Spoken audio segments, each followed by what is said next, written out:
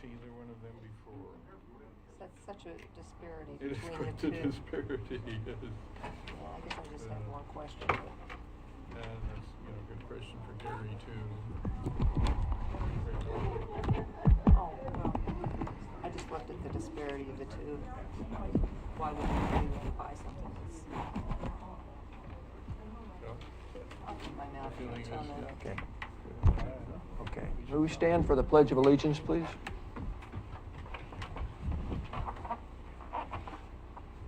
I pledge allegiance to the flag of the United States of America and to the republic for which it stands, one nation, under God, indivisible, with liberty and justice for all. Good morning. It's Wednesday, October 25th, 2017. It's 10 a.m. This is a scheduled workshop for the Curry County Commissioners. To my left is Administrator Hitt, Commissioner Gold, myself, Commissioner Huxley.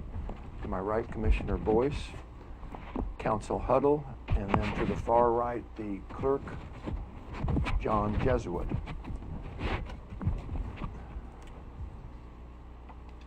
Again, this is a workshop.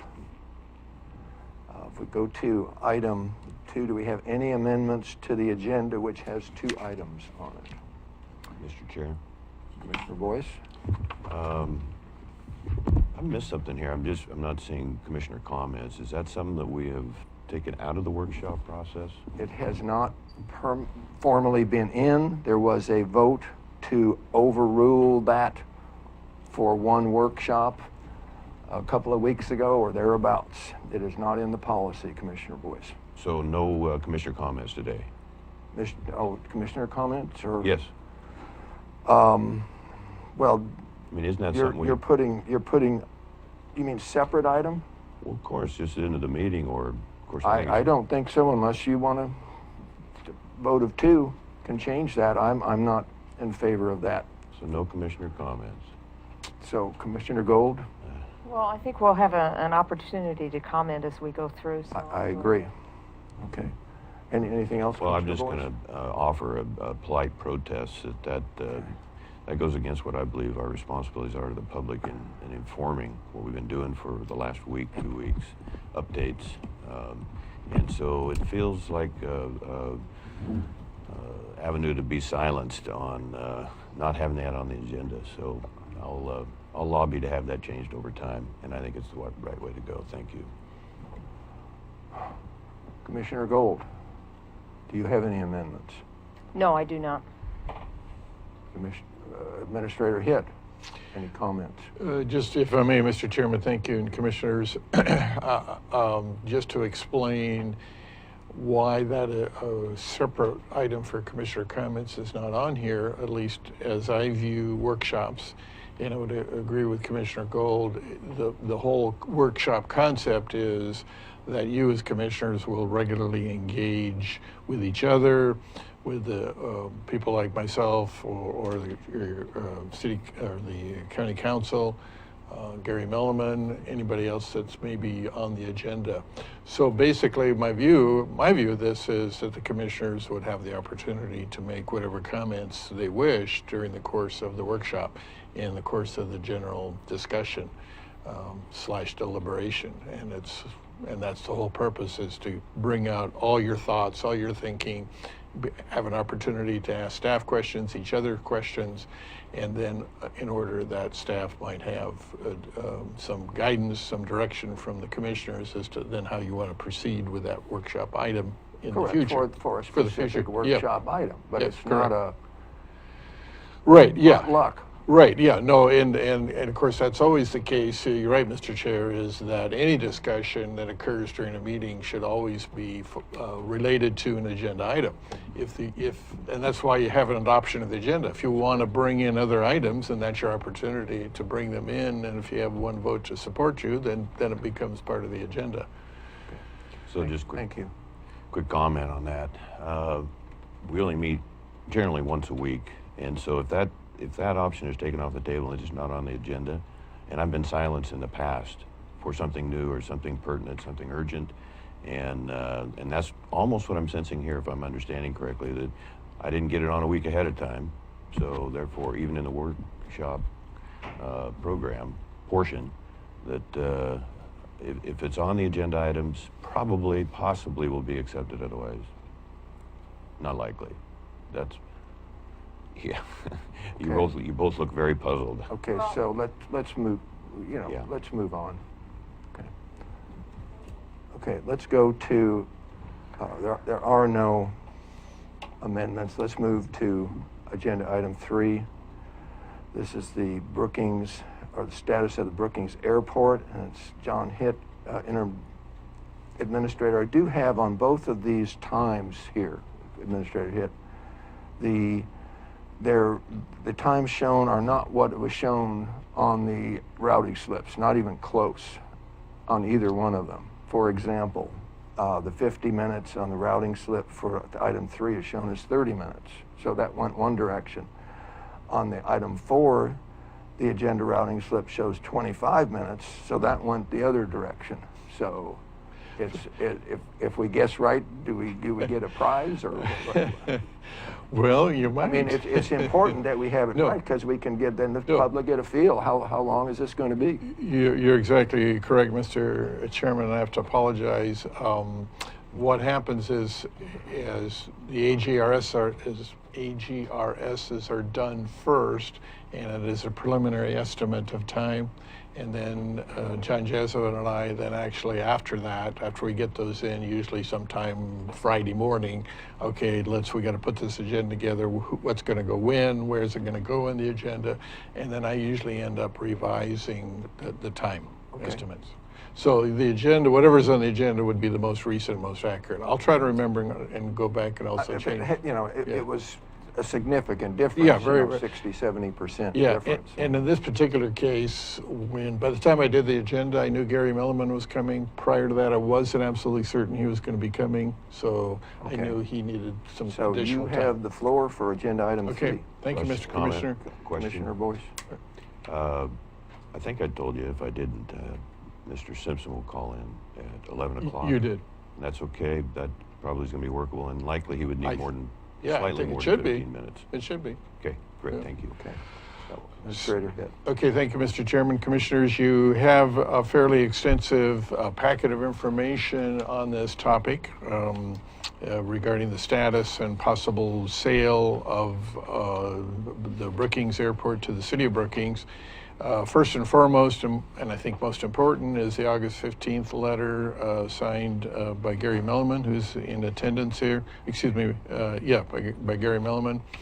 And with an offer to purchase. In addition to that, you have an appraisal from Marino and Associates, and an appraisal and substantial additional airport information from Cosmont Companies. I'm not sure I'm pronouncing that correctly, but and you also have attached as part of your packet a memo from John Huddle, Curry County Council, who's also been functioning as the airport manager for a while now. John, you from the time you got here, or Probably from middle of last year. Middle of last or year? Late, Okay. sometime in maybe the fall of last year. So about a year now. right?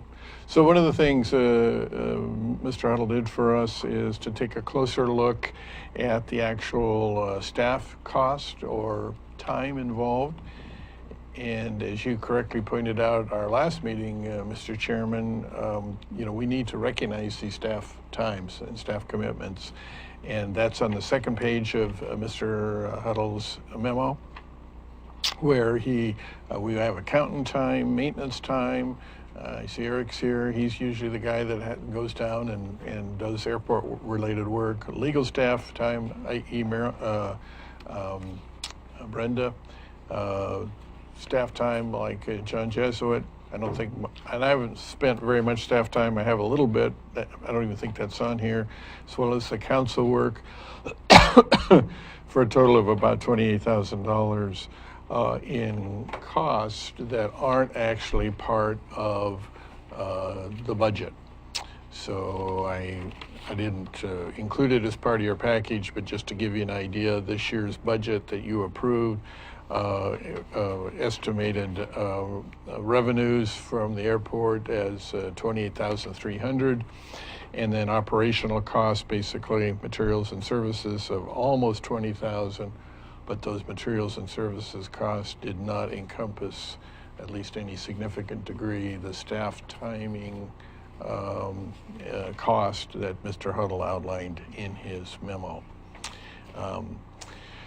So with that, unless you have specific questions of me right now, and I would like to reserve the right to comment after Mr. Milliman's through, but I would turn it over for his comments to you. I just would make one comment, and I picked it up on the costs. Those are gross payroll only. Those are not all-in costs. Well, that is correct. Thank you. Actual costs Yeah. is a multiplier.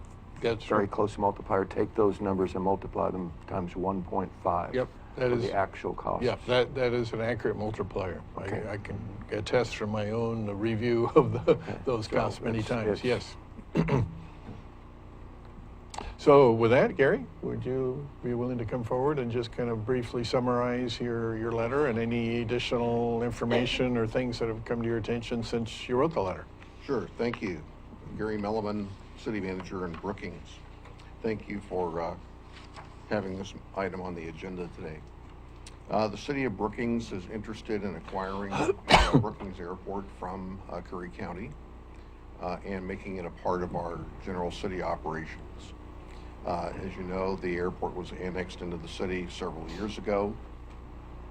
The city, in cooperation with the Economic Development Administration, has just recently completed a water and sewer extension project of $2.7 million to provide adequate water and sewer service to the airport and adjoining properties that are zoned for industrial purposes. We'd like to undertake an effort to make greater use of the airport to promote economic development on the airport and on adjacent lands. And we feel that the city is in the best position to undertake that activity in as much as the facilities located in the city and we have an active economic development program going forward. The question about the value of the airport is complicated.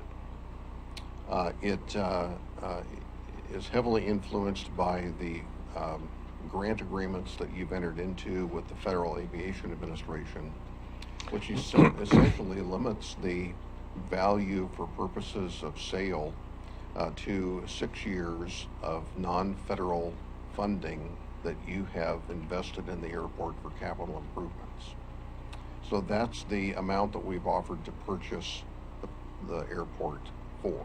That's the purchase price we've proposed, which in this letter was $129,504. I understand that could be a different number today.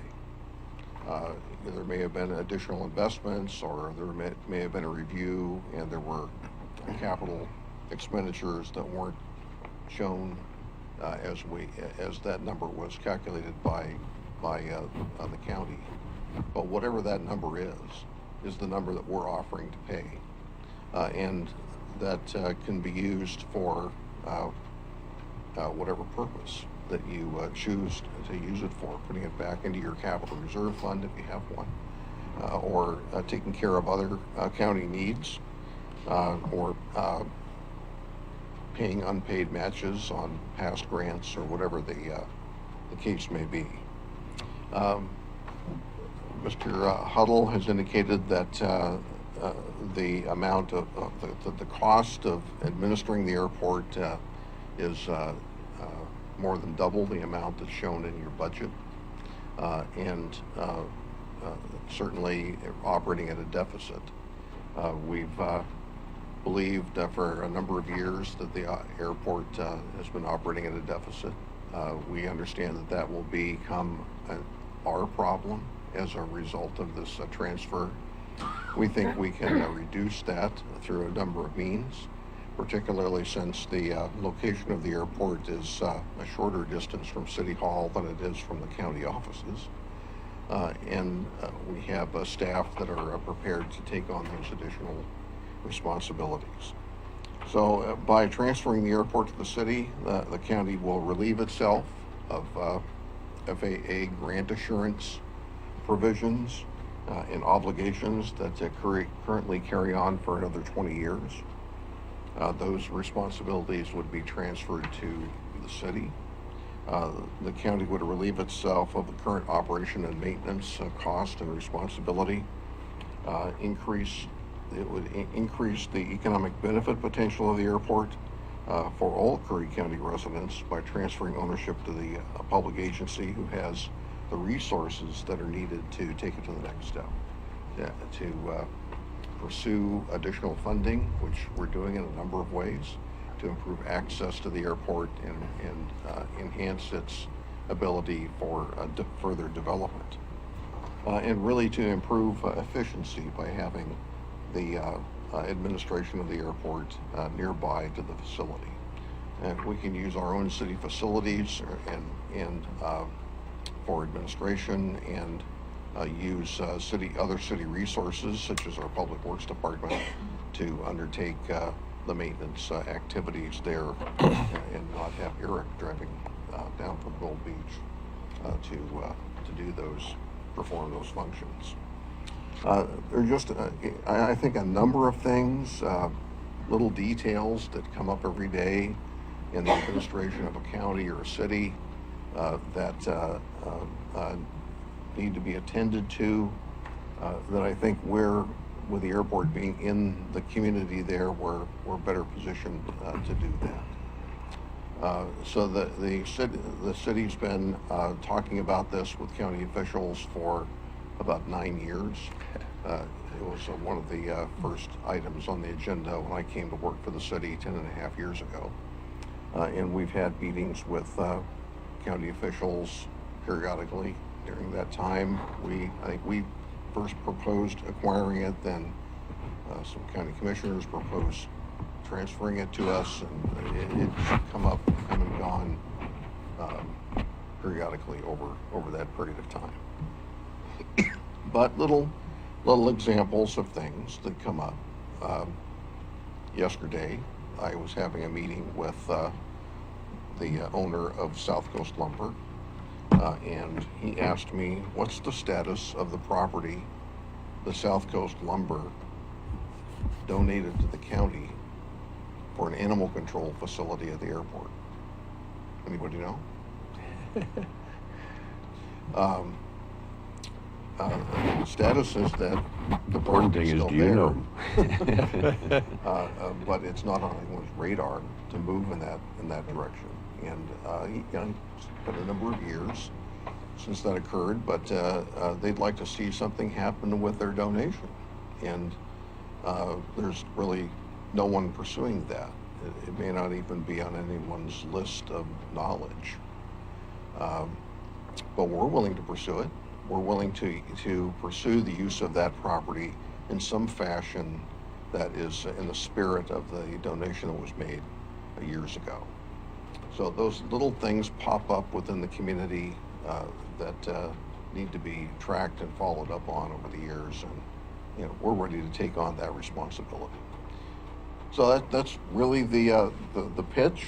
We have a map of the airport, and I've got some charts showing some of the elements of the airport, but those of you who've been out there, I'm sure, are familiar with it.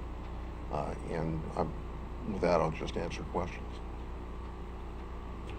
Commissioner Gold, do you have any questions for? Yeah, a couple of questions. I was looking at the valuations of the airport, and there seemed to be a huge difference between the real estate appraiser Jeff Marino and the real estate business development consultant. Difference of $595,000, and I was just wondering why you would even be interested in buying something that has a negative value of $330,000. Sure. The reason is that we think we can do something with it. We think that the issue is not the value of the property. That's not the issue for us. We don't see the property as having any value. We see the property as being an economic value to the county and the city for the creation of jobs, for the creation of business activity. It's like, does a street have value? Do other public facilities like a police station, do they have a value other than what the function that they're used for? It's a public facility used for a public purpose. And that's also what how the FAA views this. They don't see the owner of the airport as having as the airport being an asset value. They see the owner of the airport as being the custodian of a public facility and using that public facility to generate economic activity that's beneficial to the community. So there may be a negative appraised value by a land appraiser, but that's really not relevant. The value is in how the land is used.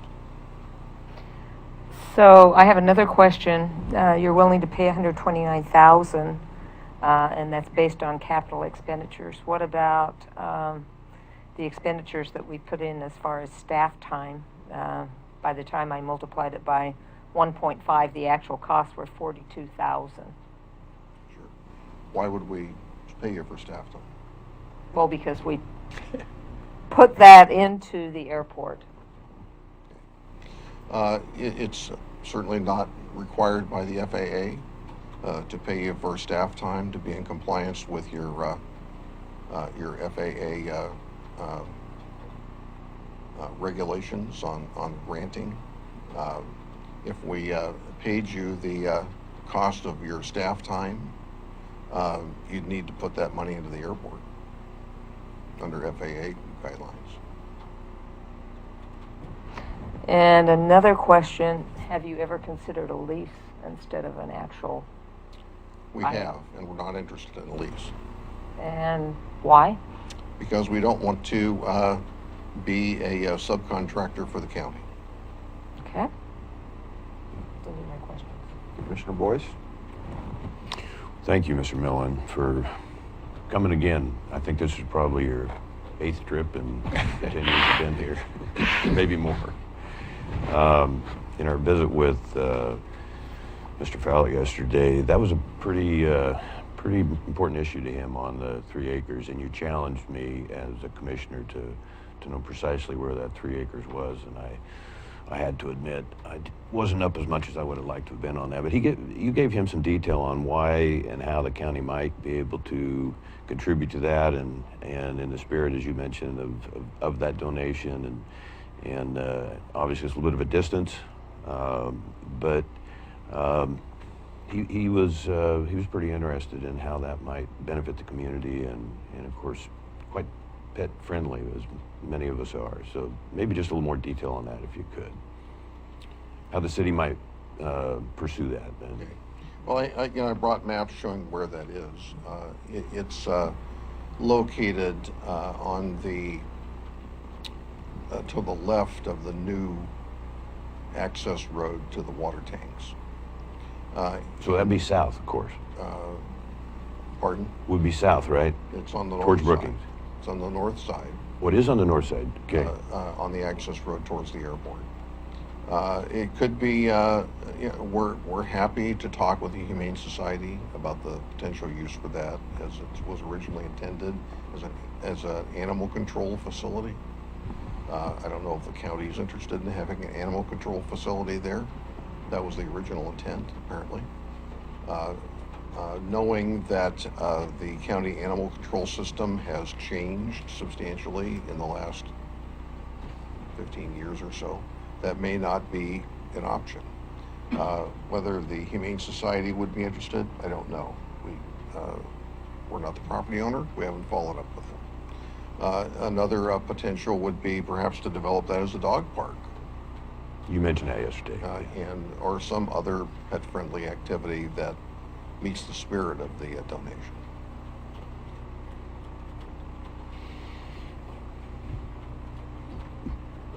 Good. I have another question, if that's okay. Could you update with Calor Life Flight and their investment and their interest? It has to do certainly with the emergency room facility and how that could benefit Brookings and indirectly, of course, benefit the county. I know there's been a lot of interest and activity and hopeful direction from his company. Sure. Well, Calor Life Flight, as you know, has leased property from the county for a crew headquarters, or crew quarters at the airport just outside the existing fence line. That building is in place. It's a double wide trailer. It's been placed. I think they're still working on some of the some parts of the foundation or the apron and connecting it to the water system there. They plan to use that to house a crew for a air ambulance helicopter that they are relocating from North Bend to the Brookings Airport that could be utilized to, and will be based at the Brookings Airport, that could be utilized to take emergency flights out to urgent care, or not urgent care, but higher level of care facilities than may be available or could be utilized to pick up victims at incident scenes and transport them to the Gold Beach Hospital. Ultimately, what we would like to be able to do is have an emergency room, as you know, have an emergency room at the Brookings Clinic, so that someone who goes to the emergency room at the Brookings Clinic can then, and who needs it, to go to a trauma center, that's the word I was looking for, a trauma center outside of our area, or even perhaps to the Gold Beach Hospital in an urgent fashion, could be transported to the Brookings Airport, taken by that air ambulance to the appropriate destination. Right now, someone who is in need of trauma care in Brookings goes by road ambulance to Gold Beach or Sutter Coast, and to the nearest emergency room. And then if a decision is made that they need to have trauma care, they're flown out from those locations. So if we're ultimately able to get all these pieces in place, and the one that CalOR is implementing now is certainly an important piece of that, will greatly enhance the emergency medical response for Brookings residents. Well, the fact that they're willing and anxious to invest in that in the airport is a really good sign of the They're county. moving on. Yes, thank you on that as well. I just have one more, but I could. Commissioner Boyce? You know, I appreciate the information that you offered on the 14 acres, and I mentioned to you some time ago that I went up there with Surveyor Smith, and he's a timber guy, and there is some timber on that 14 acres, and South Coast logged it fairly recent, and then after you'd take me up to the tower, I was able to take him up there, and that 14 acres is, I think I've seen some of your plans over the past that the city's spent significant effort and resources to develop, and it's another really positive thing for the city and the county, potentially. But on that 14 acres, do you see a lot of timber there, and is that part of the, we've heard in the past industrial, we've heard, what's your vision on that long term? Or have you got there yet? We've not looked at the timber at all. Okay. Well, that's not what we're interested in. I don't know if there's a value to the timber or not, or how certainly some of the timber, at least some of the timber, would be in the way with respect to developing an industrial park there. So part of the timber, if not all of the timber, would need to go. But I mean, there are a lot of environmental issues we need to address. because part of that is on a fairly steep slope, and we're going to need to do a lot of grading here. There is some timber value on the 14 acres, but overall it's pretty concentrated, and certainly not the entire 14 acres, and no really. I mean, they're average or below average size, and I don't think a super impressive quality, but there is some value there. I just don't know if we had got that far to encourage you, or from our end as well, to perhaps cruise it at some point. Yeah, not something we've done or Yes. thought about, really. Okay. And you're also going to build another tower up there eventually, water tower. Right. The 500,000 gallon water tank that is in operation now, South Coast Lumber provided us an adequate site to be able to construct a second tank of like size at some point in the future. Not scheduled, but it's definitely part of the master plan for the water system. Well, that's a very impressive project, and I want to congratulate you on that. And so now we'll just look to make sure that Chetco can get water to you. Right. Thanks on that. That's all I have, Mr. Chair. Mr. Hipp, did you want to have any input on what Mr. Milliman has gone Well, over, or? I would have one question, if I Please. may, Mr. Chair. Gary, you in your letter, I think it's page 3, when you're talking about an airport road, estimated cost to permanent correction for the slope failure there, $91,000, almost $92,000. Would you be willing to take Airport Road from the county ownership of or Airport Road without, kind of as is and where is? I think that could be part of the deal. Okay. Because that would certainly make a substantial difference from our perspective. Okay.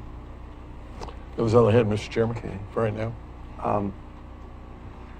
County Council, I would almost ask, for some comments from you, just based on what I've heard from Commissioner Gold and more from Commissioner Gold's questions or comments.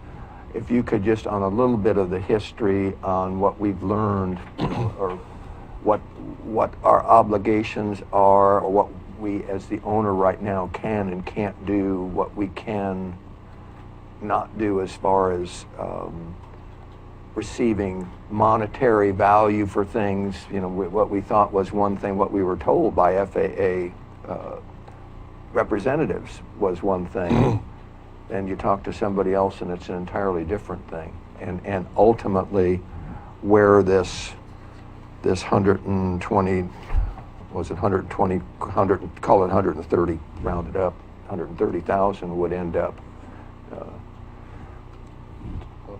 Okay, thanks, Mr. Chair. And so really it basically, I think when we were entering these negotiations, and since I got here in January of 2016, I think in that summer and in that fall, there was some discussion of negotiations, and there was talk and that there's a limitation on what a airport owner, such as the county, and we obtained the property from the Oregon Department of Aviation.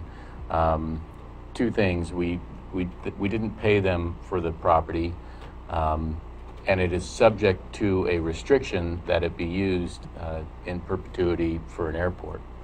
And then, as Mr. Milliman mentioned, the way things are done at the airport, it's typically, we have capital improvements. We were in the middle of a fencing grant to keep wildlife off the airport and make it safe for planes taking off and landing. Well, that's a grant from federal and state, combination of federal and state funds, and those have restrictions that you'll abide by all the federal and state laws. And there's really just almost a ad nauseum list of laws that you'll comply with. But among that list is some federal regulations. So what had happened is it a 3-year look back on capital contributions out of pocket from the county that we can receive in a transfer? Is there any limit of that? And at one point, an FAA representative did tell me that there was no limit. And then we went through kind of an exercise of valuation, and it may have been why Brookings did, and it's part of the answer to Commissioner Gold's question.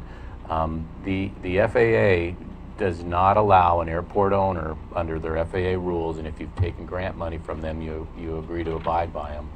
And again, we can only use this as an airport, so there's really no market value for is it 90-ish acres up there, I think. It's not as if we could just put this on the market as 90 acres on a hilltop in Brookings and have a bunch of real estate developers come and make us a market value offer on the property. The valuation is limited by all of these federal regulations and rules and grant agreements that we've gotten into, and the deed restrictions. So really, what it has come down to under these federal rules is that I think it's a 6-year look back, and again, with the project, like the fence project, we applied for a grant, and the grant has a match, and so that's a capital project. It's like a 90-10 split, so we pay 10% of it, and then we can get other funds from other grant agencies, I think at the state level. But regardless, our out-of-pocket, out of our general fund, our county contribution to those grant projects, the capital improvements, we can take a 6-year look back and recoup those. Mr. Milliman, in his letter, has given, at the time of his writing, the up-to-date figure. As he alluded, there may be a change to that. We are still finishing the final calculations on the fence grant, and therefore we don't exactly know what that number is. We're trying to get our county accountant, Louise Kallstrom, to give us these final tallies, and then we'll have the number. But ultimately, this 3-acre dog park, any other bits and pieces, the timber, all of that, we're limited as to what we can get by these federal laws and our agreements and our deed restrictions of a 6-year look back on what our out-of-county general fund contribution is. So, when Gary Milliman, when Mr. Milliman was talking about there's really no value, there is, for all intents and purposes. I mean, if you've ever heard the term legal fiction, that's essentially what this valuation of this airport is. It's by all these legal restrictions. It's not a fair market value examination. So I have a question. The FFA. Oh, are you? Well, that was part of the valuation. So the figure on the look back is still to be determined by our county accountant. The second piece was just the operational. As you can see, we just really weren't covering it in our budget, and there had been some, again, talk and discussions, and I wanted to try to really get a clearer handle on it. So I tracked my time. I did, my cost accounting, and then I only estimated my hourly. I didn't add the roll-ups, as the chair and Mr. Hitt have talked about. And then I also estimated from what I'm doing, what Brenda does on the leases and all the support work, and what John Jesuit does on the stream of phone calls, and then a little bit of what Eric does, even though I might have underestimated his work. But really, we're not recuperating our costs. So if we were to keep it, even though we can't, the FAA rules don't allow us to have Brookings pay they might, to pay, they allow the 6-year look back. But even if we were to get more than that, the rules say that all of the funds that we would get would be put back into the airport, so we'd more or less turn around and give them to Brookings to reinvest in the airport. So it's really not a feasible element, or it's really a wash. Sorry, Commissioner Gold. Okay, Commissioner Gold. Okay, I just had a question about the FAA grant. Would it be feasible, or would they allow putting an industrial park there if it was only supposed to be towards the airport, for the airport? The FAA has rules on what airport use is, and we would have to look at those rules. I haven't looked at whether a industrial park is an allowed use under the FAA rules, but the air ambulance service is.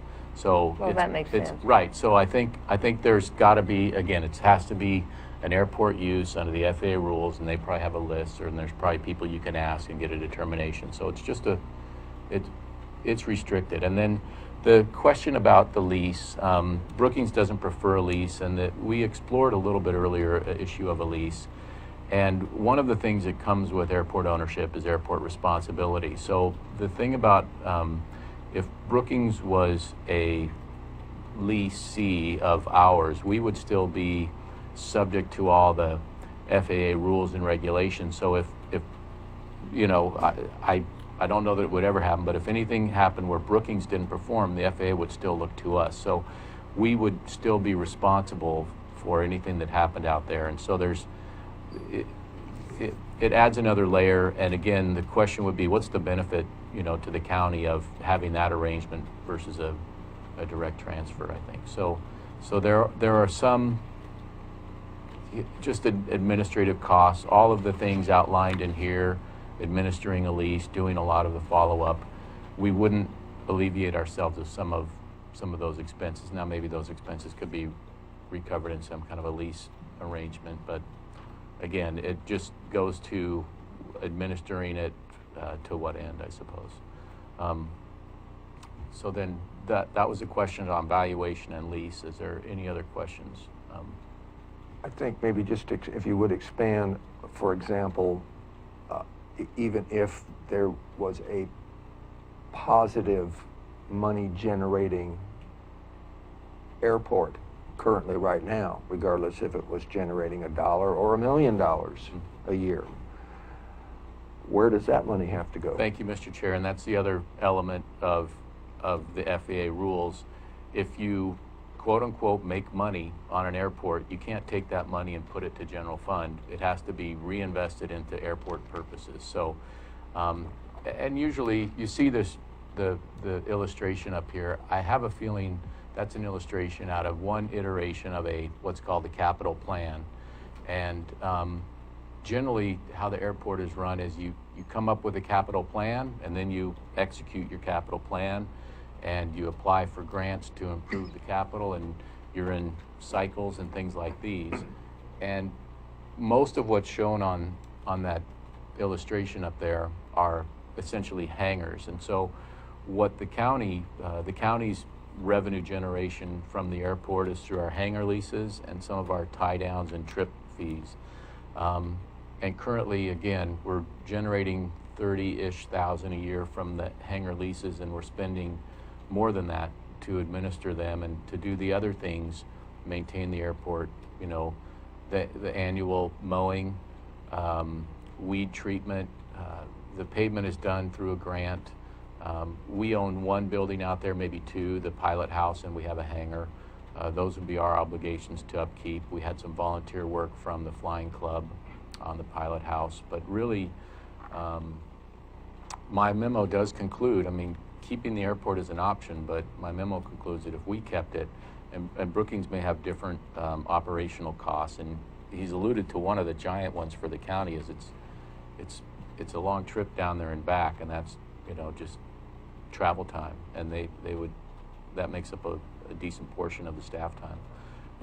But if we were to keep it, and we didn't want to just have general money be going into the airport, we'd want to increase, you know, our fees to cover our costs, I think. So, I mean, or not. I mean, but that if I was a manager of the airport, that would be my recommendation, so that you know, the users and that the costs of the airport were recovered from, you know, from the people who benefited most from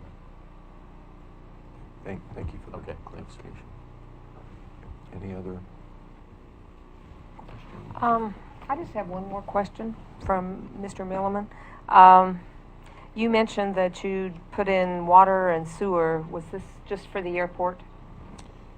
No, it was, it's for the airport and the surplus acreage that the county owns north of the airport. No, is that the surplus that you're talking about? Is that where you're possibly thinking of putting an industrial park? It's currently zoned light industrial. Okay, Yes. so then that answers the question I had to Mr. Huddle. Thanks. I have a question for Mr. County Miller. Counsel. Thanks. You mentioned this 14 acres north of the airport. That's still airport property, isn't Yes, it? it Okay, is. thank you. So that's still airport property. I didn't want the board to think there were two different types of property we're talking about here. Oh, so the 14 14 acres he's referring to for industrial park is also airport property? Yes. Yes. It's just So- outside the fence. Right, and so But it would it's be. part, and it's 95, I think, acres is total. Thank you. but- I said 90 some odd, but yeah, 90. Yeah. Yeah. So So I just didn't want the board to think, the only two different pieces of property that I've heard of here are the airport property, which is what's in the fence and the 14 acres outside the fence. And then the second part of property I heard is this 3-acre dog park, which technically I think is another conversation for another day. So could we sell the 14 acres outside the fence, or no? No, it's Airport. airport property. Okay. That was a clarification I was hoping to make by saying that.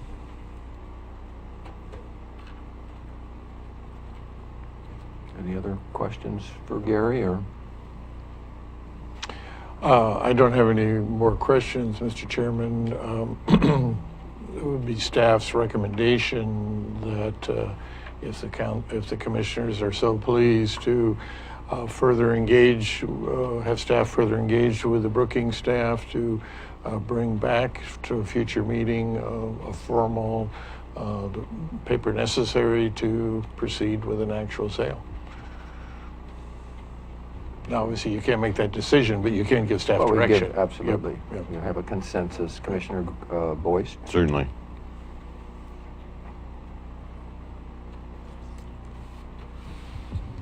No, I didn't raise my hand, I'm sorry. Oh, I'm sorry, I thought you were did looking for a wanna- consensus No, from the well, board. do you have any other comments on that? Are you in agreement for consensus then, Yes, certainly. Commissioner Gold? Yes. And I am also, so. Thank you. If you do have any additional questions about this, feel free to contact me through Mr. Hitt, and we'll be meeting with you folks as soon as possible. Yes, definitely. I'd like to get this wrapped up, and I'm not sure what 6-year period we're going to choose, but if some of those expenditures were higher in year 5, we may need to get with this to Yeah, that's true. be more Yes. interest. Yep. I have one last question for you, Gary. Does this airport acreage include that money tree that's just on the fence line? Money in tree, the yeah. north east I corner? think of the money tree is just over the border. All right. From the property. Okay, thank you. Thank you. Thank you, Gary. Yeah, appreciate you coming up, Gary. Mr. Little,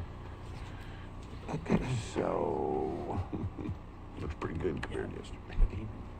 Even if we sold those trees, it would have to go back to the airport, because airport property is, it's just such a wash. The rules the FAA has are so restrictive. okay, so we're going to move to agenda item 4, the Wild Horse Fire Brigade. And that's Commissioner Boyce. Well, I think we might want to take a 10-minute break because Mr. Simpson's not going to be calling in till 11. Or if we have other issues we could discuss, or pleasure of the board there. It's 10:47. Are you okay with? I'm fine taking with the break. That's fine. Just take a short break That'll until give we'll John come his back break. at 11 John Cheswick. 11 o'clock. Got all these Johns. We'll be back a little before 11. Thank you.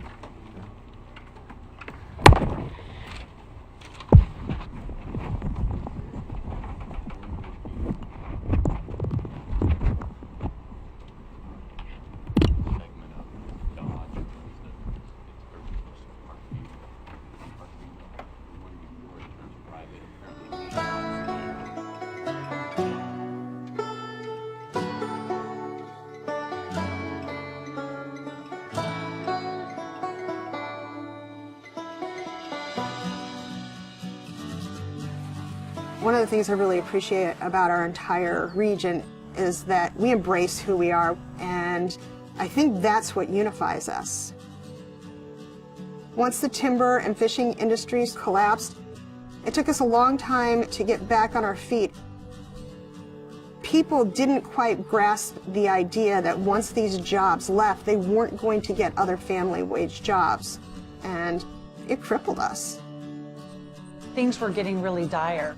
So we just saw that this was an opportunity to maybe look at that public land a little differently and how it could bring more dollars into our region. The Wild Rivers Coast is so unique because there are more wild and scenic rivers here than anywhere else in the lower 48 states. The scenic beauty is just amazing. There's so many different places to go, from the national forest down to the protected ocean, and it's just a really special place. I I guess I didn't really know how special it was, though, until I moved away to Portland and came back and saw all the potential here.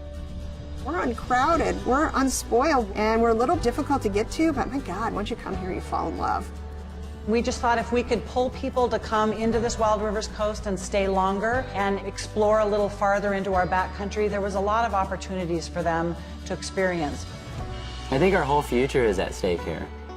This area is ready to go. We just need to give it a little kick in the butt.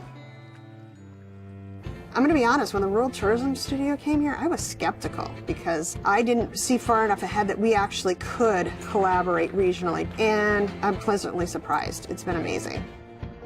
The Rural Tourism Studios was the first time we were able to come together as a region to talk about the future of our economy. If we can have a strong tourism economy in this area, it's going to benefit the whole community. We have to rely on ourselves, and I think through this program, it's sort of opened our eyes to what we could do when we work together. Community leaders really focused on 3 areas: outdoor recreation, food and agricultural tourism, and really building community relationships. In our area, a lot of the food that's grown all gets shipped away. And so now we're realizing that we can capture some of that local food that's grown here. The Eat Fresh and Local Action Team has hosted a series of networking events bringing together the area growers with the area vendors so that we could have more local food available to the visitors to our area. And now we're seeing more local food in our grocery stores, in our restaurants, and we have a new local food co-op. We created a farm trail from Bandon to Port Orford. We did 9 U-Pick farms, and it just gained traction, and people loved it. Langlois is less than 500 people. It's very small. So we have to bring in tourists. And being on the farm trail, even though it's just beginning, has really helped do that. We really want to make it a destination for anybody. My mom and I began Dragonfly Farm just 3 years ago. When I found out that I could grow a seed and turn that into food, it was like, oh my gosh, why wouldn't you do this? I just quit my day job and I just signed the paper to be an official co-owner of the farm. This is what I want to do for the rest of my life and grow with the community. Out of the Outdoor Recreation Action Team, we came up with a series of maps that show where the best places to go recreate are. We know where we're going to send people now, and we got a great map that shows all the best places to go see. For us to get a mapping project done to this extent is pretty impressive. We're patting ourselves on the back. I don't know anybody else is, but we're doing it. From that, we decided that there was some places that needed help, so we came up with a mountain bike plan, and we also worked on designating a state scenic bikeway. The Outdoor Recreation Action Team was also looking at how we can make scuba diving better in this area. So we came up with the idea for a scuba fill station. So now people that want to come and dive in this area, they can dive for multiple days because they can get their tanks filled up again. When I started the Rural Tourism Studio, my business, South Coast Tours, was really small. And now we've grown to about 5 or 6 guides, and we're doing tours all over from Brookings all the way up to Coos Bay.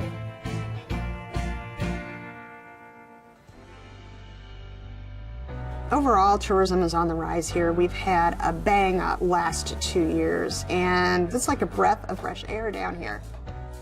My hope for the area is that we still keep that sense of place. Loving a place to death is a big concern that I have, and it's a balance. We're going to promote tourism, but we want to do it in a sustainable way.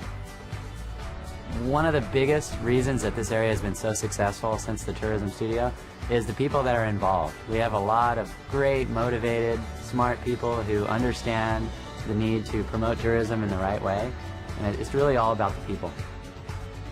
When you live in a rural community like we do, from Bandon down to Brookings, and you're strapped for cash, relationships are crucial. As a community, I think you need to come together and find out what your mission and goals are collectively. Then you can work into smaller groups, knowing that you have the backing of the whole community behind you. As long as everybody's just super excited about it and passionate about what they're doing and they can work together, then anything's possible. own what you have and don't try to be something that you're not.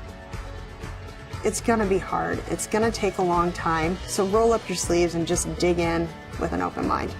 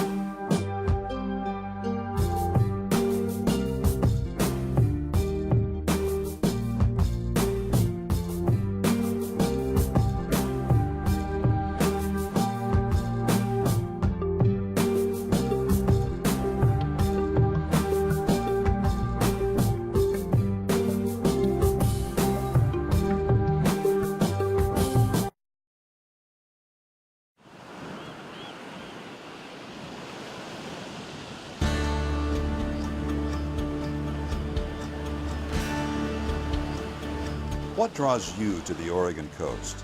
Is it the green and blue surf on a brilliant sunny day, or angry boiling waves during a raging winter storm? Do you prefer quiet coves or powerful breakers churning the sand? How about sand castles?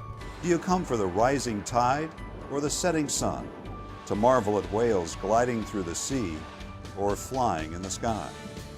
Reasons to travel the Pacific Coast Scenic Byway are as far-reaching as your imagination. This is a spectacular part of Oregon that traces the entire coastline along Highway 101, guiding you to the sea and away again, to coastal towns big and small, lowland marshes, and breathtaking overlooks. It's a long byway stretching from the mouth of the Columbia River to the California border, 363 miles in all, of some of the most unblemished, awe-inspiring seascapes you'll find anywhere. In addition to its designation as a scenic byway, Highway 101 in Oregon also has been selected as an all-American road. That means when you come here, you will experience one of only 31 roads considered to be the best of the best in America. You know, when people come to the Oregon coast, they're really astonished how beautiful it is, and what separates it from many of the other places in North America that are coastal is how undeveloped it is. And that's because Oregon had a very far-sighted land use program back in the 1970s. We have all these wonderful state parks along the scenic byway that are perfect places to stop and enjoy nature in a relatively unspoiled way. From the north, you begin in Astoria, the first permanent European settlement in the Pacific Northwest. It's a genuine maritime community with ship traffic from around the world seeking harbor up the Columbia. The official State Maritime Museum of Oregon sits here on the river. Beautiful Victorian houses dot the hillside. And standing 600 feet above sea level is the 125-foot Astoria Column. It features a hand-painted spiral frieze that would stretch over 500 feet if unwound.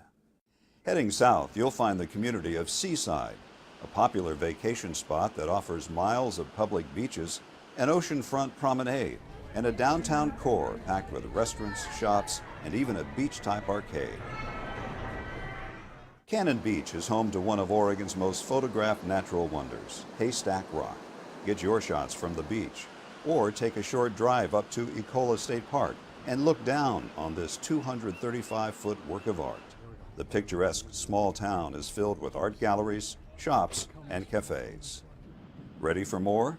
10 miles to the south, this is the view from Cape Falcon. You're 700 feet above the Pacific. Here, the Pacific Coast Byway has been carved out of Neahkahnie Mountain and held in place by stone walls built in the 1930s by craftsmen in the Civilian Conservation Corps. Upon descending the mountain, the highway drifts inward around Tillamook Bay to Tillamook, the unofficial dairy capital of Oregon. The verdant valley of dairy farms in this area produces 25 million gallons of milk annually. Much of that is processed into natural cheddar cheese, and near more than 800 miles of navigable waters. On the record, it's 11 a.m. Continuing with the workshop of Wednesday, October 25th, 2017. And we have a caller who has just called in, is that correct? Yes. Who's on the line?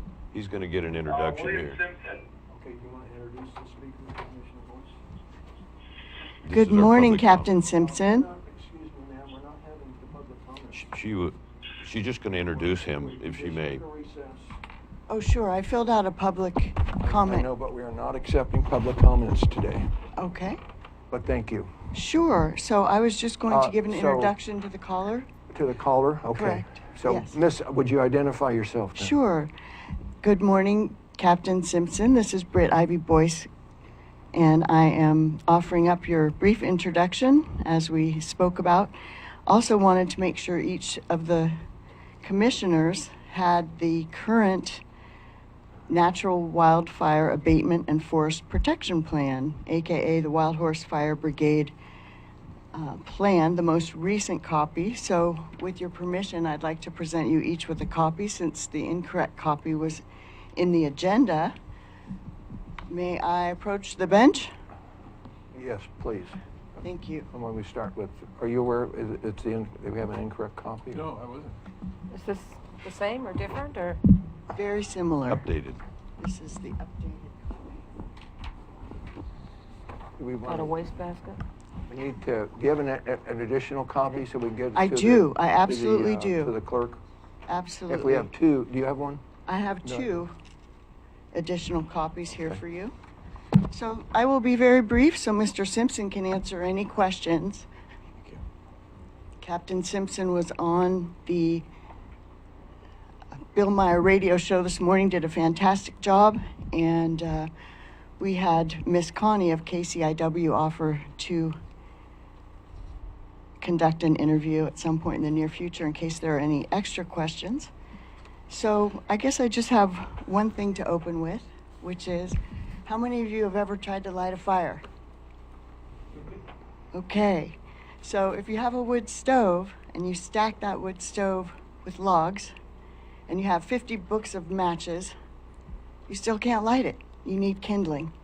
So this is a cost-effective pilot solution program that Captain Simpson will be speaking to us about in hopes that Curry County would consider being a pilot program for this natural wildfire abatement plan. And I believe Commissioner Gold had a very productive hour-and-a-half conversation with Mr. Simpson a while back. It's been presented to several senators in different states, Montana, Washington, etc., and it's been given to Congressman Walden's office and a couple others. So thank you so much for the opportunity to present it here. Captain Simpson, can you hear us? Yeah, it's a little weak at that end. Okay. Yeah, okay, I'm going to we put down we the can pick him microphone up from now here, so they because can. we have to speak into this microphone. over here. Okay, so just a moment, try again, and maybe you'll pick it up better. Thank you so much. Thank you, commissioners. Yes, Thank you. Mr. Simpson, I think the speaker's close to to where the commissioners are and Administrator Hitt and County Council. Would you like please to introduce yourself? Yeah, and I hear you really well, just so you know, as far as proximity to the microphone. Yeah, my name is William E. Simpson II.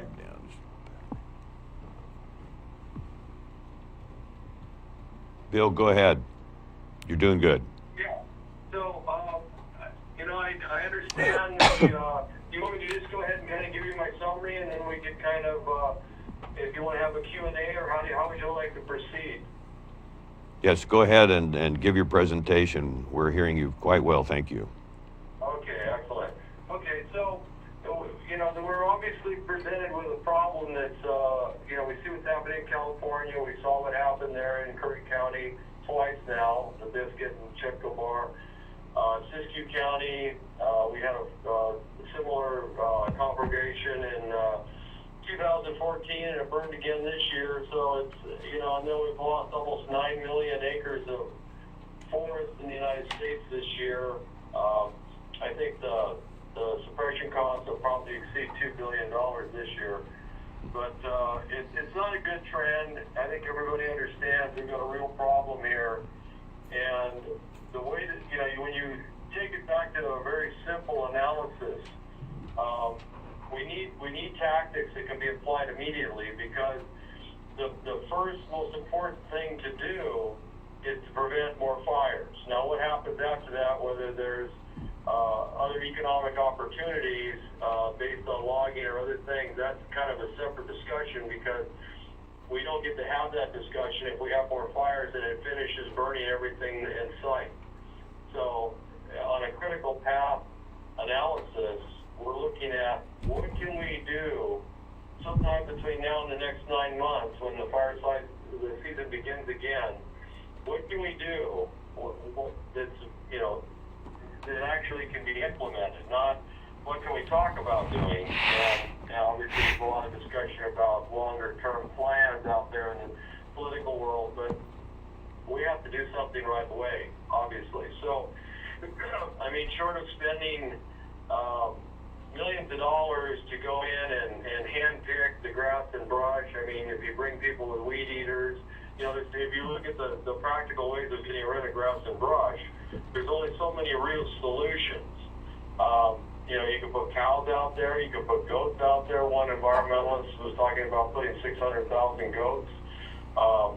You know, you can get out there with weed eaters. Of course, how often can you do that? And how much more dangerous is that, having people running those things in dangerous dry brush and grass? Obviously, logging doesn't eliminate the wildfire risk. You know, it's kind of like, you know, Britt mentioned the wood stove analogy. I like to use that because it's a very simple example of what happens in a forest. You can have all the kiln-dried logs you want in your wood stove, but if you don't have kindling, you're never going to light the logs. It doesn't matter how many logs there are, doesn't matter how dry they are. Without kindling, they don't light. Although you can take every log out of the stove, and if you have kindling, it will still burn, and burn very hot, which is what caused a lot of the damage in California during the Sonoma and Bakersfield fires. This is mostly grass and brush. Excuse me. So I think the consideration before the board right now is, how do you deal with this exigent problem? And so, you know, what causes the problem is another really good question that's out there. And what we've seen over the last few decades is a decline in the animals that eat the grass and brush in our forests on the West Coast. And that would be, of course, the deer and the elk. In California, according to Fish and Game and Deer Friendly, we are currently down 2 million deer in California. So from where we were in 1975, we're down 2 million deer. Now, that's a very important metric, and it's an important metric because those deer were, without any fanfare, eating 3 million tons. That's 3 million tons of grass and brush annually. So now that those deer are gone, we have 3 million tons of grass and brush sitting in our California forests. Of course, the same problem you have up there in Oregon to some extent or another. maybe quite not to the same magnitude, because you're not down 2 million deer. You're only down about 150, 170,000, but it's still a lot of grass. Okay, that's no longer being abated, and so they're gone. So what do? We can't repopulate the deer and the elk very quickly. That's a decades-long project. We need a solution in the next 9 months or before, ideally. We could put cattle out in some of these areas, but the problem with cattle is they'll certainly graze it down. There's no doubt about that. But cattle have 4 stomachs. So when they graze off grass and brush and other plants, they digest everything that goes in their mouth, and what comes out the other end is not viable. Any seeds and cow manure that they've consumed are pretty, for the most part, they're finished. They're not going to germinate. I knew you were really going to get into the deep science here, Bill. Well, a little bit, because people want to talk about cattle grazing. They need to know why it's not a good thing for your wilderness area. It's true. It seems on its face like a good idea. The problem with it, though, Mr. Boyce, is the fact that the cows are basically going to defoliate any area you put them, because they're going to devour the grass and the seed. The pastures, especially native pastures like in Kalmiopsis, won't be reseeded, which means when they're done, yeah, there won't be any grass or brush, but nothing will grow there for a very long time, and that, of course, exacerbates the erosion problems. You need a certain amount of root system to go down really quickly after a fire. Now, with horses have a single stomach, and this is an important point to understand, because what they eat, almost all the seeds pass right through them and come out the other side. So, along with humus, and they're very poor digesters, and so they reseed the native pastures where they graze. The other problem with cattle is it's very difficult to manage cattle in rough terrain and in areas where there's a lot of predators. So you don't make money. You actually can lose money trying to run cattle in there. And so you've got a couple of really significant reasons why cattle don't work in a lot of areas, especially the Kalmiopsis or Six Rivers or Cascade-Siskiyou National Monument.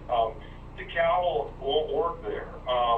Now the horses, on the other hand, will work, and they work for the reason that I mentioned as far as digestion. They pass the seeds right out, so they reseed the land. They build the soil with their droppings are rich in humus and nutrients, so much so that other animals will actually eat it. Sometimes the horses will go recycle some of their own. So there's some biology and anatomy that's important to understand, and people tend to look past this very quickly, which is why we don't understand why we suddenly have these wildfires. And again, the reason we have them is because we don't have these herbivores that were there doing this job. They're gone, so now we got this grass and brush out there. And so what administratively, obviously River Siskiyou National Forest, the Kalmiopsis, is run by U.S. Forest Service. The BLM has the lion's share of the horses. They have about 45,000 horses, roughly. U.S. Forest Service has about 5,000 in corrals, so that's right around 50,000 horses. Sounds like a lot, it really isn't. When you're talking about 2 million deer missing in California, those horses are not going to be able to graze, for instance, what's missing in California, but it's a really good start. The Kalmiopsis, for instance, might need, in this the number of horses you would need to graze down your wildfire problem there and manage it. And they do it year round, obviously. It does it. You know, they're going to start grazing in the spring, and so it doesn't get prodigious and tall. It'll be moderated. And so then if you did have a fire, it's going to be more of a normal fire cycle. That's what's needed for a lot of the conifers to reseed. So instead of these extremely hot fires that kill even the fire-resistant trees. So, the Kalmiopsis might need somewhere between 5,000 and 7,000 horses on that land to graze it properly. And during that period of time, of course, they would distract predators from killing the remaining deer and elk. And every time we have a fire, we lose even more deer and elk. And of course, dozens of other animals per acre are killed when these fires occur. And that, of course, we're not even talking about the watershed or the fishery yet. But these fires have to be held in check, and they have to be brought back to a normal fire cycle so that you can protect any economic value that's out there. This has got to be the first discussion, which is if everybody focuses on longer-term policy and you have another burn in the next year or two, it may take out anything else that's left there and further devastate the environment. So this is I think, a position that even the environmentalists can accept and understand. Letting it burn is not helping anybody, especially not helping our wildlife, our watershed, or the fisheries, or a lot of the endangered species that are out there. I know you guys, like the monument, you have some different plants or flowers that are somewhat, getting on the edge of being maybe endangered. We're getting to the point now where the cervids, the deer and the elk as a class, are so depleted, we may have to put a moratorium on hunting in California soon if that keeps up. So there's a lot of considerations here that are solved without any cost, because the BLM and the U.S. Forest Service pay a lot of money to keep all these horses in these corrals. Taxpayers already paid a lot of money to round them up and put them in the corral, so we all have a really large investment in these horses, which are publicly owned. These horses belong to the public.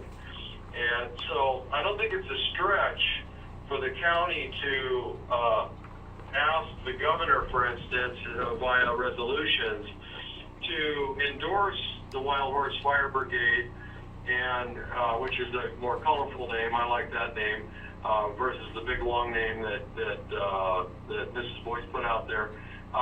But it's very easy to, I think, go to Governor Brandt, for instance, and her team and delineate how this reallocation of these horses saves the BLM and U.S. Forest Service a lot of money in their budget.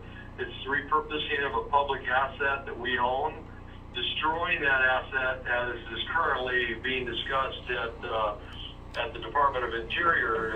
Secretary Zinke has a budgetary issue. He can't justify keeping the horses, so they're talking about killing them, either, making them into dog food or just shooting them and putting them push them into a big hole in the ground with a bulldozer, which would be a real tragedy because of what they can do to protect the forests. So I think the important thing right now is to look at the immediate problem, and then second to that, then down the road, how do you bring back, and this is a much longer term discussion that probably has to go on over a few years, which is it'll take decades to bring back the deer and the elk, and how do you go about doing that? But that's a secondary discussion. I think you have a real serious problem right in front of you here 9 months away. And, I think Brookings skirted a disaster this time around. Yeah. Ashland is looking at a disaster. We have forest all around Ashland, Oregon, and it's a one-lane in and out of town, and it's all wood structures. And, these fires, people talk about fire breaks and things, but when you have this conflagration burning with all this grass and brush can burn as hot as the trees do, and you get some wind behind it, and it's extremely hot, it can move and destroy all kinds of things. And up here at, some people might have read or saw this on the news, Eagle Crest Fire jumped from Oregon across a mile of water, and that's 1 mile, the Columbia River, mile of water, and lit the forest on fire in Washington. So, some of these environmentalists talk about, we need, little fire breaks. Well, the fire break doesn't help you if you have a lot of fuel on both sides of the break. Fire breaks work only if you have fuel reduction on both sides. So then if you do get a fire, it makes it harder for the fire to be driven by the wind. It hits these brakes, there's very little fuel, it's kind of sputtering along, hits the brake, really slows it down. But if you got prodigious grass and brush, 100-foot wide fire break's not going to, it's going to blow right across that. So all I can can say is that I hope the county sees the wisdom in the program and can take advantage of the free horses, because I know the BLM wants to get rid of them desperately. Mr. Simpson, I think you've almost spent a lifetime on this research, and the more I follow it, the more I realize this is a very, very serious proposal. You spent a little time on cattle. That's not really an issue here. I had the opportunity with the owner of South Coast yesterday to view the burn area, and I've got to tell you, it looks like horse territory to me. I've already spoken with, you mentioned the environmentalists could hopefully be somewhat positive on this, but we have some green activists, for lack of a better term, some of them in our own community that absolutely see fire as renewal, even the mega fires, and I'm battling that per 2 mornings ago. And so bringing them on board is a huge hurdle. And if you're open now to questions, some of the myths, some of the perceptions out there that are inaccurate, you mentioned 5,000 to 7,000 horses. I believe that's 1 to every 30 or 40 acres to sustain. You addressed one concern that I know a lot of people have, and that's the wildflowers that are in the Kalmiopsis, and that doesn't seem to be an issue. I think you mentioned to me a month or so ago that most of those flowers are toxic to horses, and could I start there, please? Sure. Yeah, well, typically in nature, things that are brightly colored, red or yellow, are signaling that they're poisonous. And, you'll see a lot of snakes like that have red or yellow bands, and they're toxic. And it's a signal within nature that, stay away. Horses, for instance, they normally don't graze on flowers. They're not like goats. And goats are an invasive species in North America. Other than the Rocky Mountain goat, all other goats are from Asia. And so, you would have a problem if somebody wanted to try to use goats. I mean, anybody's had goats around the house knows goats can get into all kinds of mischief. But I think you can leave if I may, I think you can leave the goats and the cattle out of the conversation because of the climate here. I think goats probably would have a tough time surviving, and but you make some. I wanted to touch on it because there was an environmentalist that's chief scientist in a group in Ashland that was suggesting that maybe we should put 600,000 goats out here. So anyway, yeah. So well, I want to. Won't eat the flowers. Okay. And any plants, like I said, any plants that they did eat, there's a list on my article in the Wild Horse Fire Brigade, the article, and I believe it's probably in front of the people there now. There's a link to the foods of deer, horses, and cattle, and it lists the things that wildlife biologists have observed wild horses and deer and cattle eating in the wilderness. And you'll see that you don't see flowers on there.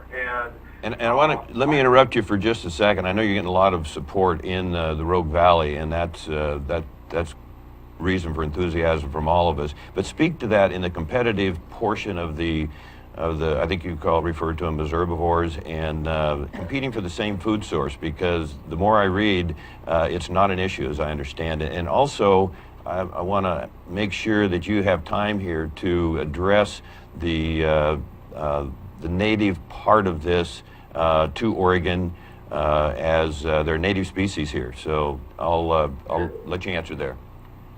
Sure. Yeah, there's been quite a bit of scientific research on both the native status of wild horses in North America, as well as their diet in relation to other evolutionary species here, like deer and elk and moose and caribou.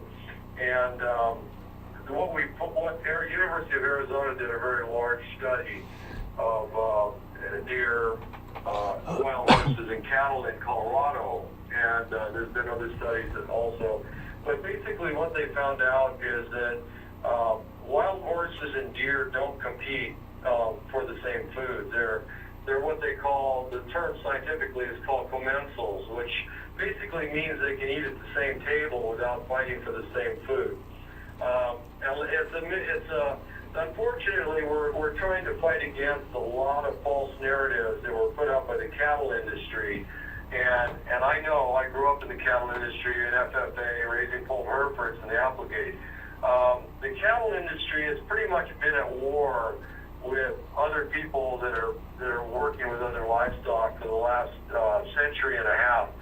First it was the range wars with sheep, and dozens of people were killed in those wars, and lots of animals were killed. And so, the livestock industry has always had a dog in the fight, and one of the favorite tools is to spread rumors and myths and things in different organizations. They like to spread rumors in the hunting industry, for instance, that wild horses will deprive the deer of their food. Well, that's absolutely not true. The science shows that that's absolutely not true. Horses and cattle compete for the same food, but not horses and deer. They eat completely different. So you could put horses and deer in the same environment, and they don't compete for the same foods.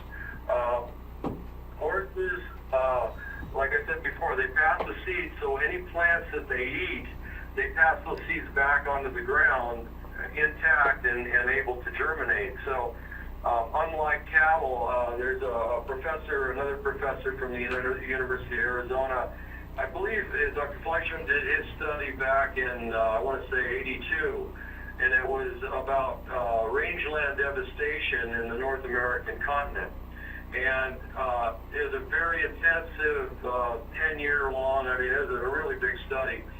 And what he found, and I'm going to paraphrase him, the summary statement of his study was that over a 5,400 year period, from modern day going backwards in time, over that 5,000 year period, the most devastating amount of range damage in the United States happened after the introduction of after the introduction of sheep and cattle to the North American continent over the last 200 years from those animals, both invasive species, and that is basically the basis of most range damage in North America.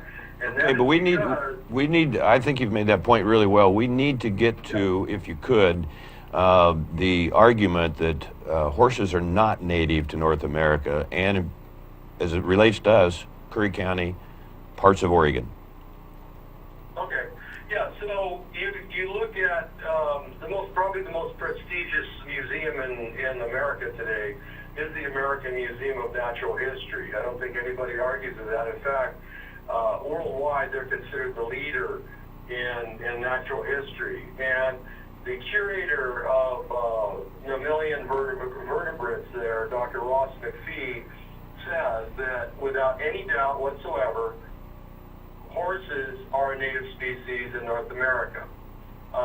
He is considered the preeminent expert in the world on the subject. He's a paleoecologist and a paleobiologist and a paleontologist. So the guy, he's the guy, and that's what he says. Okay, so and that's based on the ecology they see from the paleontological record, the fossil record. We have horse fossils in Oregon.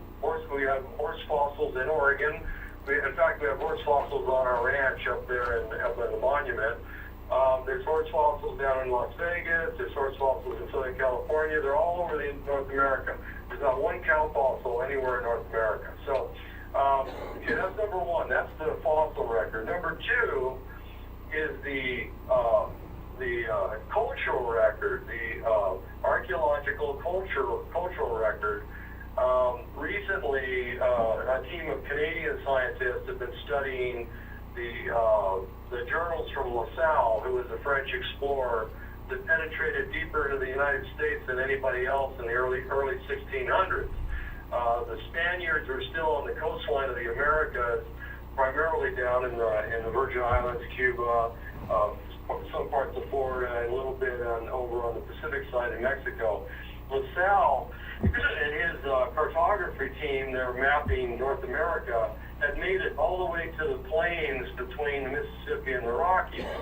and they ran, and this is in the early 1600s, they ran into and documented the Lakota Indians, who at that time were already riding horses that did not go extinct, as some people say. They were riding horses, this was documented then, and using the technology that the weapons technologies. It's not like today where we come up with new stuff every year. In those days, it took many, many years to come up with different changes, even little changes in weapons or hunting instruments, bows and arrows, arrow styles and tips. So they observed these Lakota Indians hunting buffalo with a technology that they believe is hundreds of years old, on horses that they had trained and had adapted special spears, 12-foot long spears, so they could ride along the buffalo and spear them with these big long spears. Now, they observed this in the early 1600s. The current cultural archaeologists look at that and they go, okay, well, that's obviously a technology that had been around for hundreds of years. That didn't happen overnight. So from that evidence, from the archaeological, the cultural archaeological evidence, we know that the American Indians, the Lakotas, were riding horses in the 14th century. That's before the Vikings. That's before the Spaniards ever got here. So the horses were here and never went extinct. So that's number two. Number three is the molecular biology data that's just come forward in the last decade or so. When the scientists started doing the human genome, they mastered that science, and they started also doing the genomes for other species. And some of the leading molecular biologists, geneticists, started looking at horses. And coincidentally, we had found some horses in Alaska in the permafrost with woolly mammoths that had been frozen about right in the neighborhood of 15,000 years ago. So they dig them up out of the refrigerator there that they've been sitting in, and they pulled the mitochondrial DNA from the Yukon horses, they named him, and they did the DNA, and it links directly to the wild horses we have here in America today. The species is called Equus cabalis, but that's not what's important. What's important is that Yukon horse is the same genetic line that's here today. So that's also a native, it shows the connectivity. There's definitely, it's their ancestors have always been here, and they're directly related to that horse from 1700, the ones here today. So you've got three large disciplines in science that all line up and say that wild horses are a native species.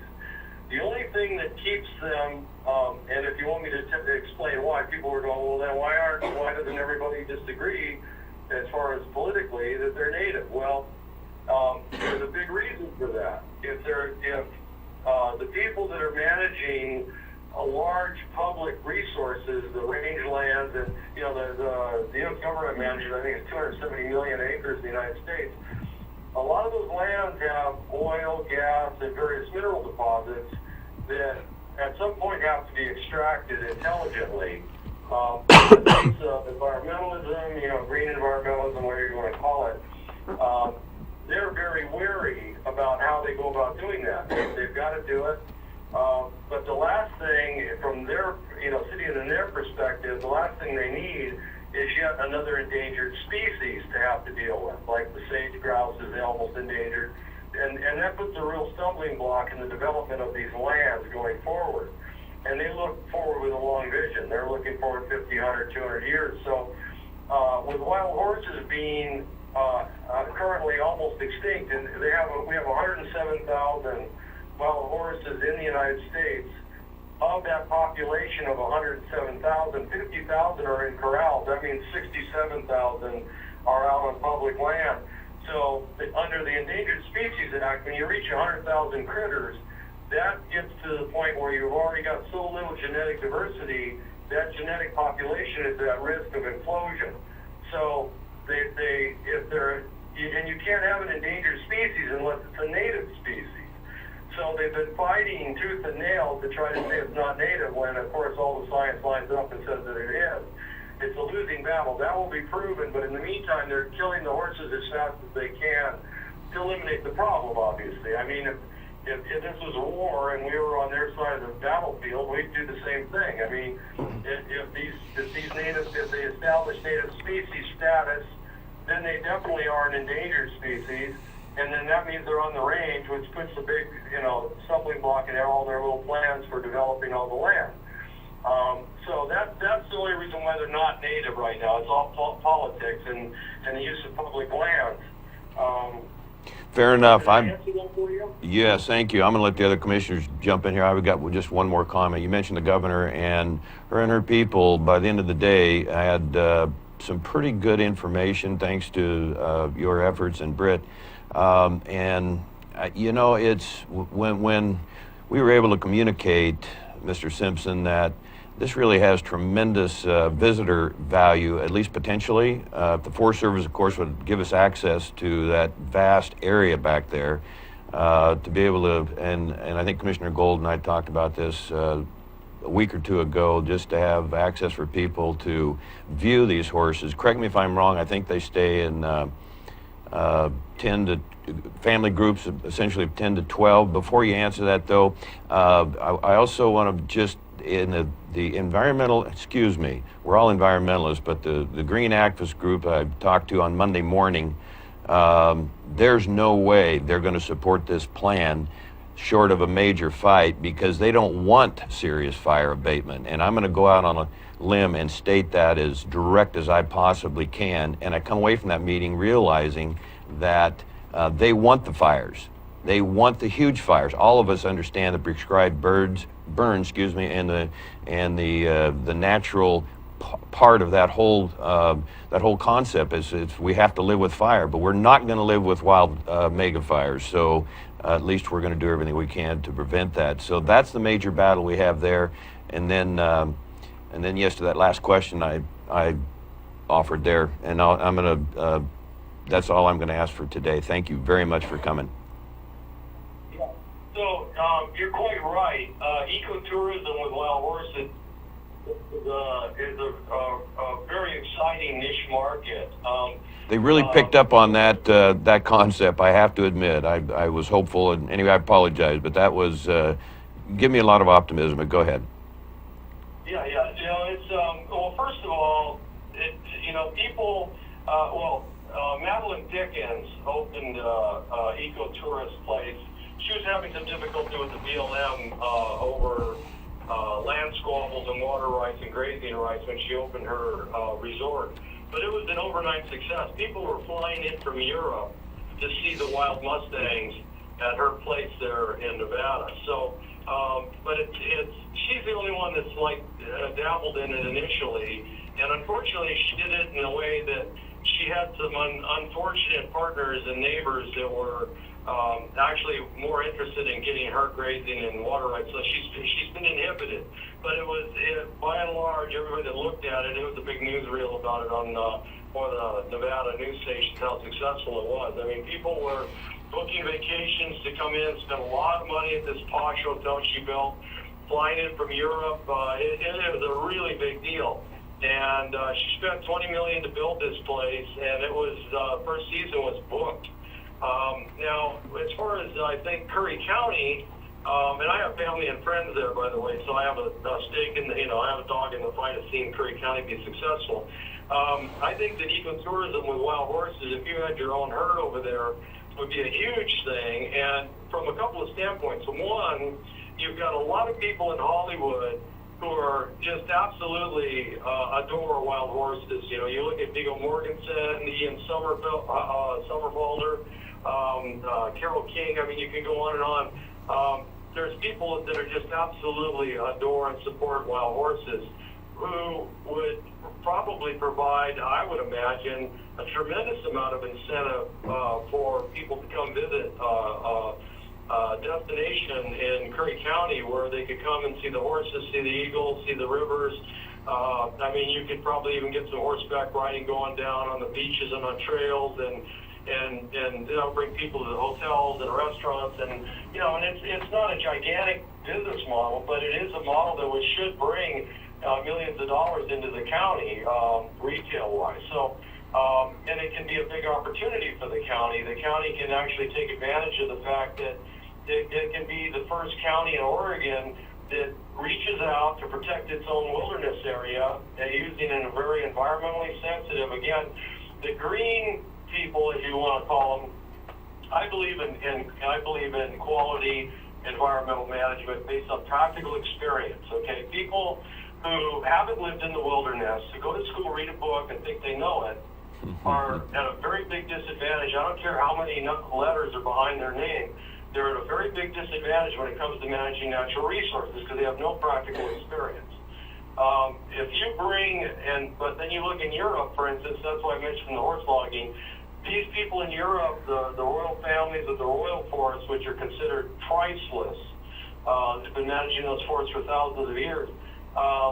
They are very environmentally sensitive, and the only thing they let go in those forests are horses. So as far as protecting your wilderness and preserving it and enhancing the ecosystem there, bringing those horses in is basically, you guys would be the leaders in the United States, as far as I know, because no one's ever done this, to use horses to rebalance an ecosystem. Now, horses evolved here, and the only reason they're not currently in the ecosystem is because we have removed them. When we came to the United States, and I know this is, I'm going off a little bit here, but these things are kind of important to understand.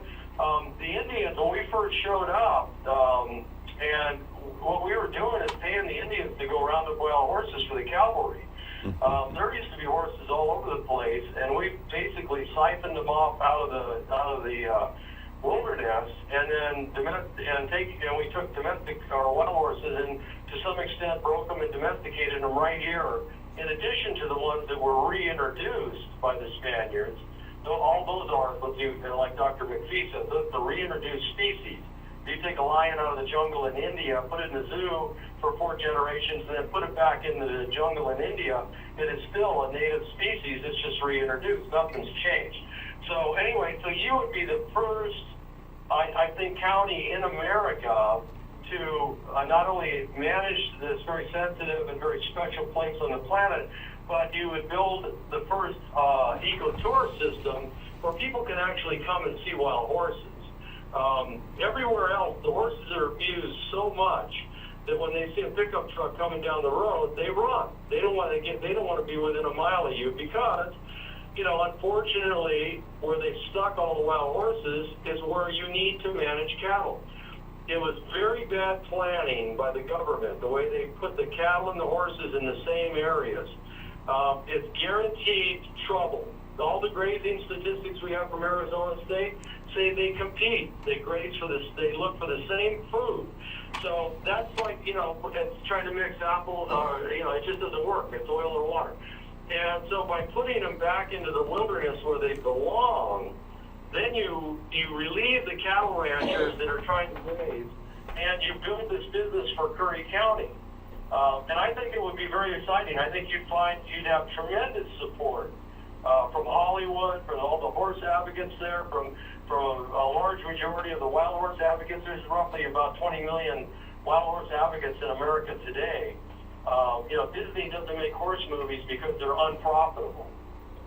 Well, thank you again. We're going to get a little low on time here. I'd like to go to Commissioner Gold, please. Yeah, Bill, I think you missed a couple of important points. As commissioners, we cannot make the decision to have the horses here.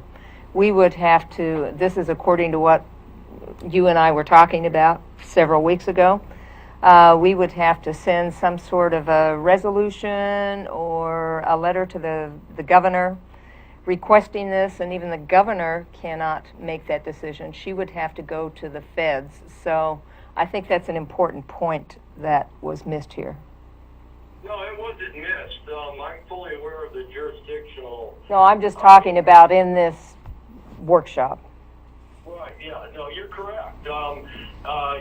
Curry County has no jurisdiction on United States Forest Service property or over horses currently controlled by the BLM. So the way I see this working, there's about 4 paths for this to work.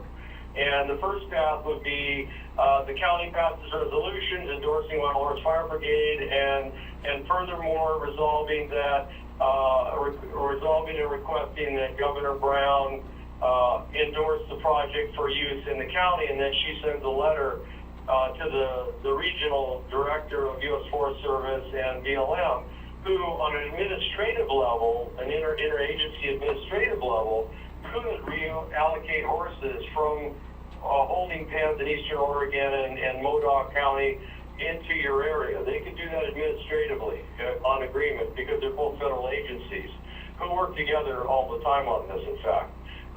The second path, of course, is longer, and you have a fire season in 9 months coming up. So the first path is the best path, in my opinion, which is, Governor Brown has some sway with these people. She can't tell them what to do, but she certainly has some sway. And there's a lot of incentive for Governor Brown to help spearhead this. And, it's, at the end of the day, the least common denominator here is it's a big-time feel-good project. Saving these horses, these are symbols of American tradition. Mankind built America off the back of these horses. So that's the least common denominator is the fact that she would be involved, as with Curry County, in saving America's wild horses before they go extinct. But more importantly, it's a very, from her chair, now if I'm trying to think like Governor Brown, and of course this is highly speculative on my part and just conjecture, but if I was sitting in her chair and looking at the situation around me and what's happening in my state, short of logging, which doesn't change the wildfire regime, this is the only thing you can do that's cheap. As a matter of fact, it's free. And in a state that needs money, free solutions are always good, especially when they carry that much goodwill. So she could make the recommendation, and they could do something. They have that power administratively. Now, full stop, the second issue, which is longer, which takes you way past your 9 months, and God forbid you have another fire, but which would be legislative action, and I'm working on that front to testify in front of the state and let the legislature look at it. Now, the state legislature could petition, if the state legislature agrees that this is a way to go, they'd have a certain amount of pressure they could put on further up in Congress and so forth. So, but thirdly, there's another path for DOI and U.S. Forest Service under some of the U.S. codes, where it's sort of like how they beat everybody with the property clause and the supremacy clause. They also have these laws that if they feel that the forest products that they control and have the say over are endangered or there's a national security risk, they're allowed to engage in any kind of exigent solution. So they can do all kinds of things. I mean, they can even dispatch the National Guard. So they have that under the U.S. Code.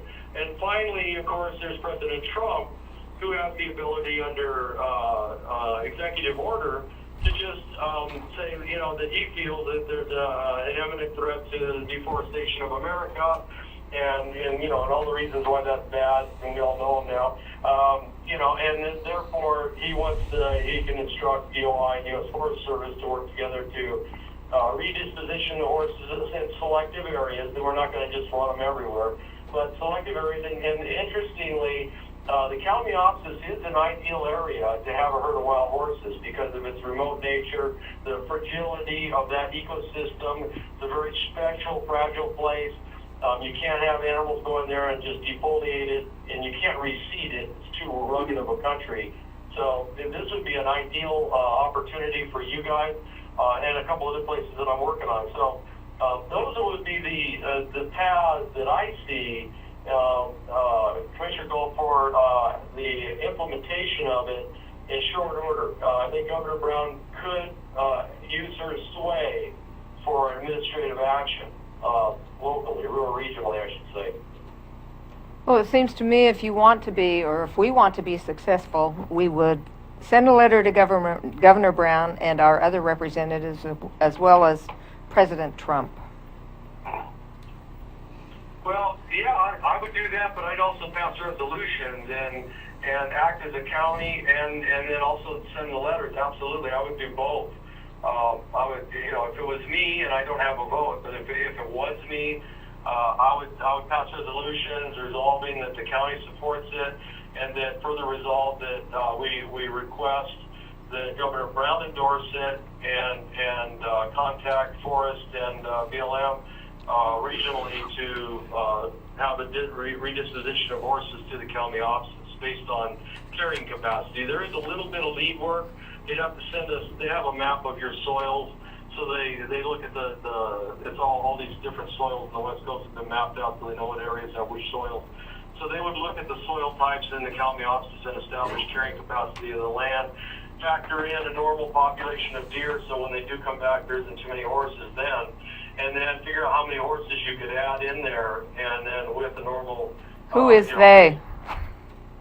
Pardon me? Who is they that would be doing all the soil evaluation, et cetera? USDA has a soils map of your county. Oh, okay. And yeah. And so they can tell you, they have this map that's got these little numbers on it that tells you, okay, this is a silty loam, or this is a volcanic, basaltic, cobble, or this is, I was recently looking at the soil map for our ranch, looking at carrying capacities, and so they can establish it from that. So it can be done fairly quickly. It's not a big thing, but it's just something that we're not going to, what I'm getting at is we're not going to, if you did this, they're not just going to randomly drop horses. They know from a science base what is a reasonable number of horses to put on the land. So it sounds like someone's going to be paying something somewhere. I Not don't just... think so. Because you got to remember that U.S. Forest and BLM are spending between the pair of them about $90 million a year corralling these horses, and it's a net positive move for them.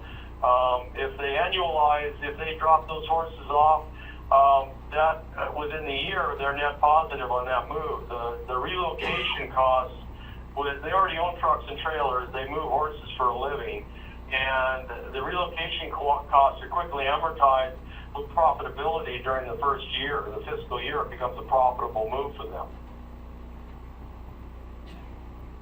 So would they be paying for the soil evaluation, et cetera, before they... They just look in a book, and the Yeah. ecologist looks in a book, and they just figure it out from the book. Ah, okay. Yeah, it's all cataloged. I'm just not that up on all of that. I'm sorry, did I answer your question? Yes, you did. Thank you. Okay, thank you. Mr. Simpson, I just want to thank you again. It was a great presentation. I think that the process has started, and there are some key people in the Brookings area that have the updated plan that you kindly offered within the last 10 days or so. And it is getting some interest, and again, just to emphasize, the major battle we have is with the folks that they think that the fires are part of a natural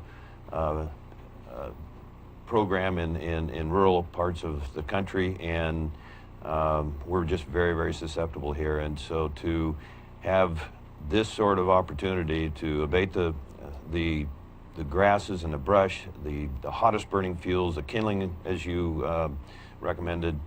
I just want to offer a big note of appreciation, and I'm sure we'll be talking more over the next couple of months. Yeah, that'll be good.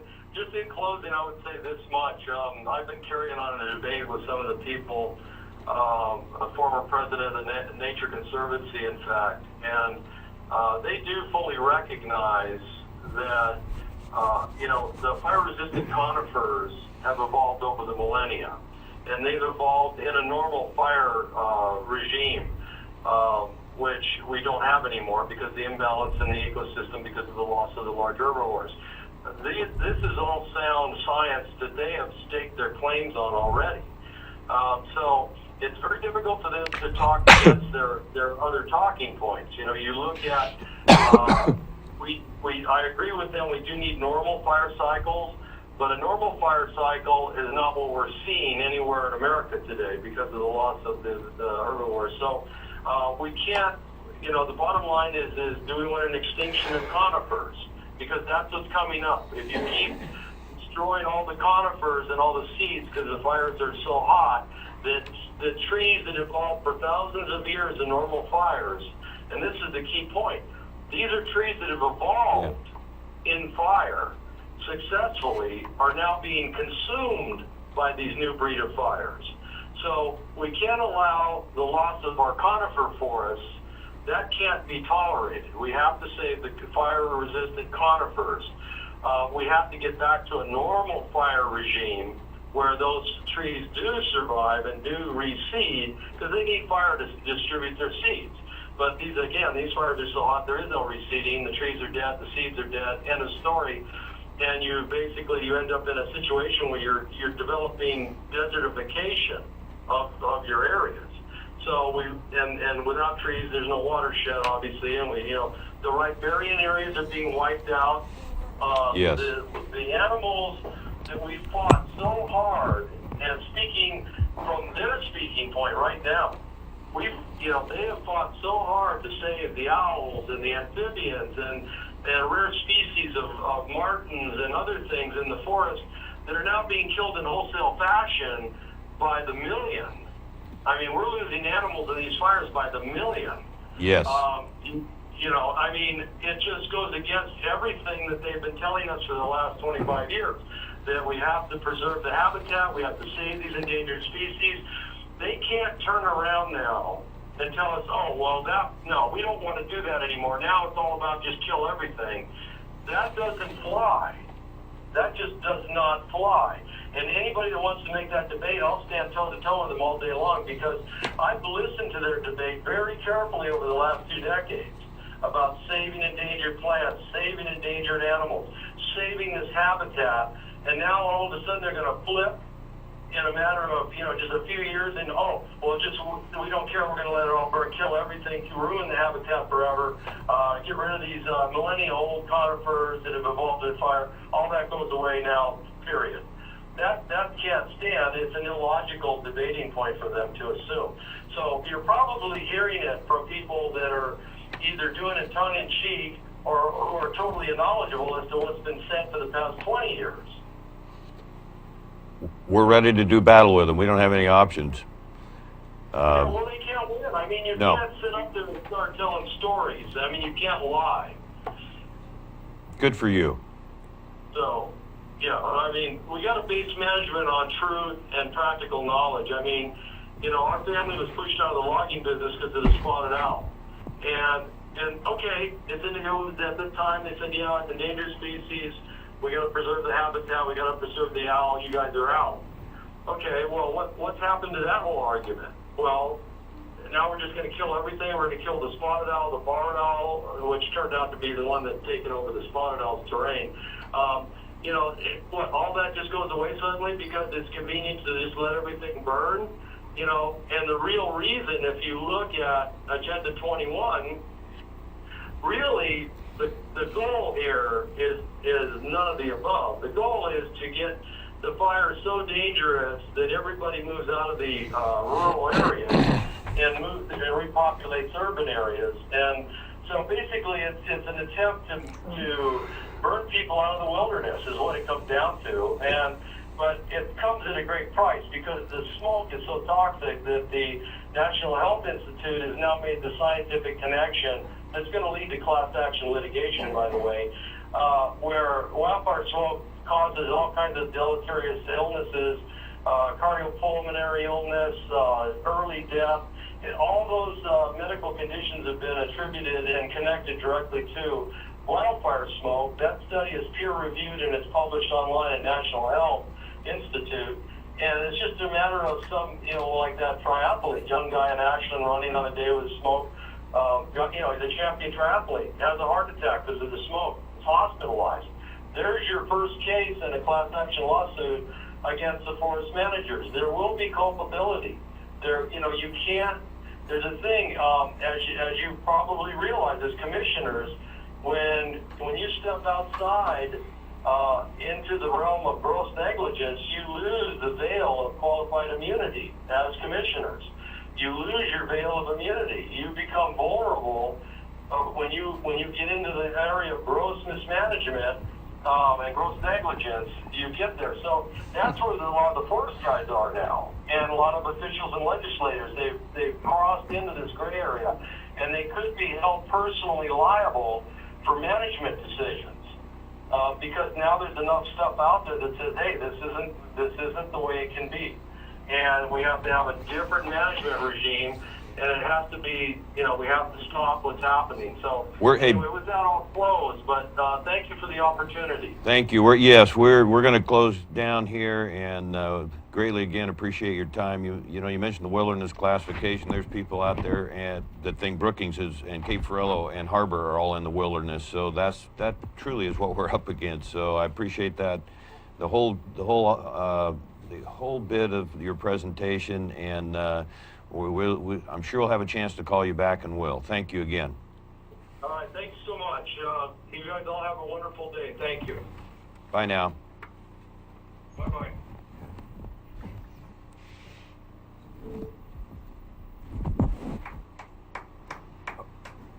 I'll applaud that. Okay, it's 11:59. We're going to adjourn the workshop and thank Mr. Simpson for his comments. Do commissioners care to give staff direction at this point, or not? I don't, but I'm just one commissioner. I think we have to take all that in. A little more Yeah. carefully before we Okay. proceed. We'll be giving you updates and reports, and obviously we don't get the state of Oregon reasonably enthused and willing to lobby for that nationwide, then yeah, I hope that's not the case, but yeah, that would be our next step. But appreciate you asking that very much. Okay, I would think if anything happens, it would be a pilot program for the feds, not an all-encompassing thing at this point in time. At least if I were in charge, that